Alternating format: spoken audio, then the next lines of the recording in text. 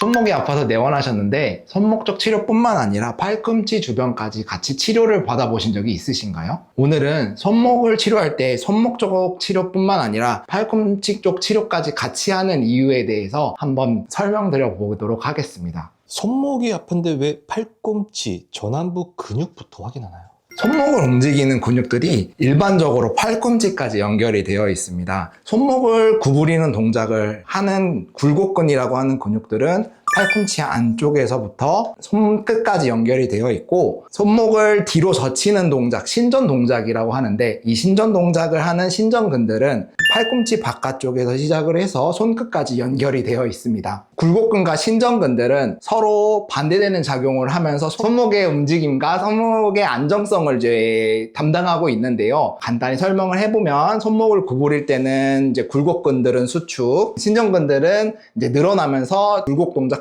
만들어내고, 손목을 뒤로 젖히는 동작의 경우에는 신전근들은 수축, 굴곡근들은 이제 늘어나주면서 이런 동작들을 만들어냅니다. 만약 팔꿈치 주변이 이제 굳게 된다면 손목을 움직일 때 수축과 이완이 잘 일어나지 않기 때문에 손목 부위를 더 많이 과하게 꺾어 쓰거나 비틀어 써야 됨으로써 손목의 통증을 더 심하게 유발할 수 있기 때문에 보통 같이 치료하는 편입니다. 그리고 손목을 움직일 때 굉장히 중요한 동작들이 있는데요. 우리가 손목을 움직인다고 했을 때 굴곡, 신전, 구부렸다 폈다만 하는 것이 아니라 손목을 돌리는 동작을 하게 되는데, 이 손목을 돌리는 동작의 경우에는 이 전완부에 있는 요골과 척골을 움직임으로써 손목을 돌리게 됩니다. 요골과 척골이 서로 교차되기도 하고 평행하게 있음으로써 손목을 돌리는 동작을 하게 되는데, 만약 전완부 부위가 많이 굳어져 있다고 하면은 손목의 움직임에 제한을 줘서 같은 동작을 하더라도 손목이 쉽게 피로해지고 아파질 수 있습니다. 그래서 손목을 치료할 때는 손목 부위 치료뿐만이 아니라 전완부, 팔꿈치까지 같이 치료를 하게 됩니다.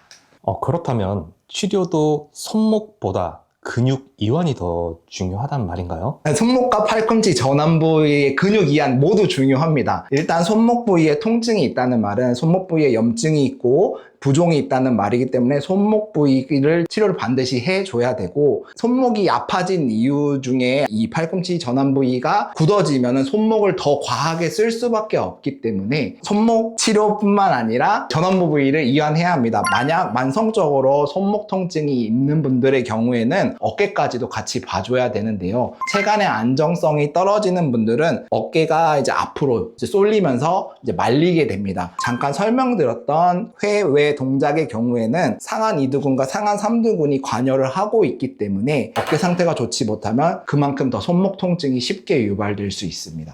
원장님, 그리고 제가 어디 유튜브에서 봤는데 우리 스마트폰 이것 때문에 엄지가 문제가 된다는 말을 봤어요. 이거 맞아요? 맞습니다. 스마트폰을 많이 하면은 어쩔 수 없이 엄지손가락을 많이 사용하시게 되는데요. 스마트폰을 하면서 엄지손가락을 계속 움직이게 되면 여기에 있는 단무지 신근, 장무지 외전근들을 많이 사용하게 되면 엄지손가락 쪽 손목에 있는 통증을 유발하기가 쉬워집니다. 그래서 스마트폰을 많이 하시게 되면 손목이 아파지실 수 있습니다.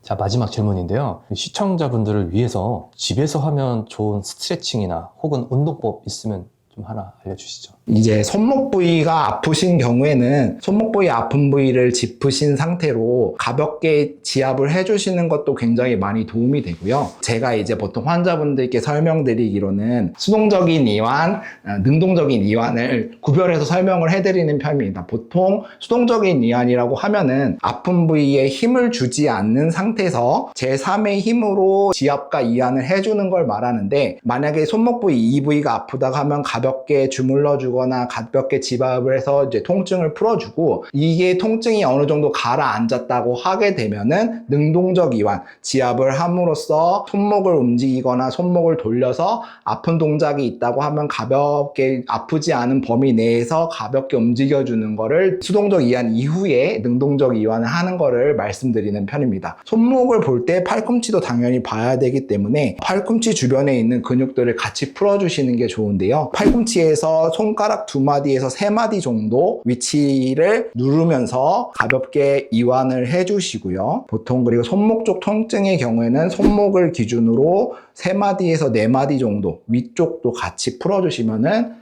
훨씬 좋습니다. 이거는 이제 수동적 이완에 해당하는 지압법이라고 보시면 되겠고, 이렇게 해서 어느 정도 통증이 가라앉았다고 하게 되면은 이제 능동적 이완도 같이 해주시면 좋은데요. 아까 지압했던 부위를 가볍게 눌러주신 상태에서 손목을 구부리거나 손목을 뒤로 젖히거나 손목을 돌리는 동작들을 해주시면서 능동적 이완도 같이 해주시면 훨씬 더 통증이 더 빠르게 줄어드실 수 있습니다. 손목 통증은 손목만 바라보면 잘 낫지 않습니다. 근육, 관절 위치, 사용 습관까지 함께 조정해 줘야지만 재발 없이 좋아지실 수 있습니다. 앞으로도 여러분들과 재활과 통증 관리에 도움이 되는 정보를 계속 전달해 드리겠습니다. 감사합니다.